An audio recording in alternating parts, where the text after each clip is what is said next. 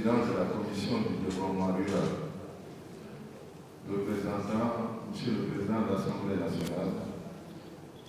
Madame la Présidente de la commission du développement durable, Monsieur le représentant du Conseil économique, social et environnemental, Monsieur le représentant du Haut Conseil des collectivités territoriales, Monsieur le représentant de l'Union des associations des élus locaux, Monsieur le directeur général de l'IPAR, les très chers frères, Monsieur le coordinateur du projet Saint-Souffle, Mesdames et Messieurs les consultants et experts, permettez-moi de remercier d'emblée mes collègues parlementaires ainsi que les conseillers et hauts conseillers d'avoir pris part à cet important atelier de partage sur le port-code pastoral en prélude de son adoption à l'Assemblée nationale. Je voudrais également exprimer mes vifs remerciements à nos deux présidents, le président de la Commission du développement rural, Cheikh Seck, et Madame la Présidente du développement durable et de la transition écologique pour leur disponibilité permanente à travailler en parfaite synergie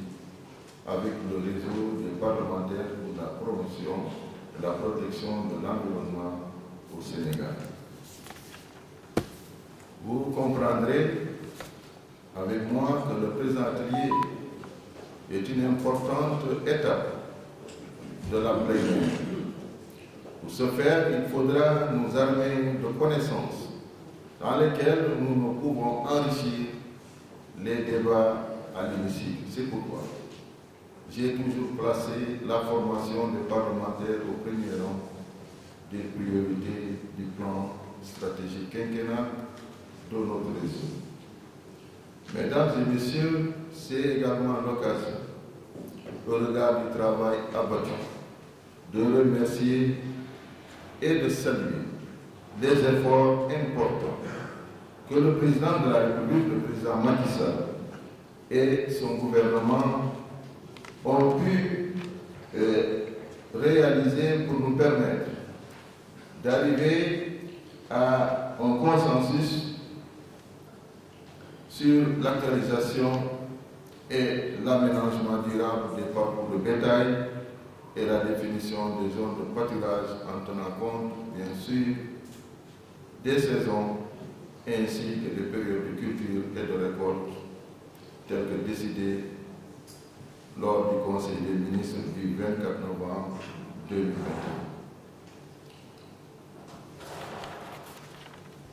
C'est pourquoi, dans le cadre du plan Sénégal émergent, il a été relevé que le sous-secteur de l'élevage représente 28,8% du PIB du secteur primaire et contribue à la sécurité alimentaire et nutritionnelle tout en assurant les moyens d'existence de 30% des ménages en milieu rural. Ainsi, ce projet de code pastoral qui a été adopté lors du Conseil des ministres du 28 décembre 2022 à Tambacounda n'est, chers frères, que la résultante des réformes juridiques et institutionnelles auxquelles le chef de l'État n'a cessé de rappeler le gouvernement. Mesdames et messieurs, chers parlementaires et conseillers,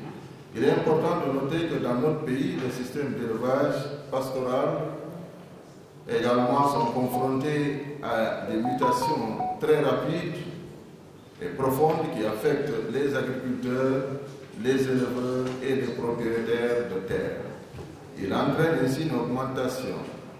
de la pression foncière, la modification des systèmes agroécologiques, la demande en produits animaux. Pour remédier à toutes ces difficultés, il fallait un code pastoral pour améliorer le mode d'élevage pratiqué par les peuples normands et fondé sur l'exploitation de la végétation naturelle. Tenant compte du rôle crucial des parlementaires en matière de vote des lois et d'évaluation des politiques publiques, il est nécessaire qu'ils soient informés sur l'avis des acteurs par rapport au code pastoral. Ainsi, la contribution du projet Sensouf, que nous saluons d'ailleurs, appuie à l'amélioration et la gestion du foncier au Sénégal et mise en œuvre également par la GIZ, illustre encore une fois notre engagement à soutenir le développement du pastoralisme et nous sommes d'ailleurs déterminés à continuer à développer cette relation avec ce partenaire important qui est Sensouf, appui à l'amélioration et à la gestion du foncier au Sénégal et également avec l'appui de la GIZ et de notre partenaire stratégique, IPAR.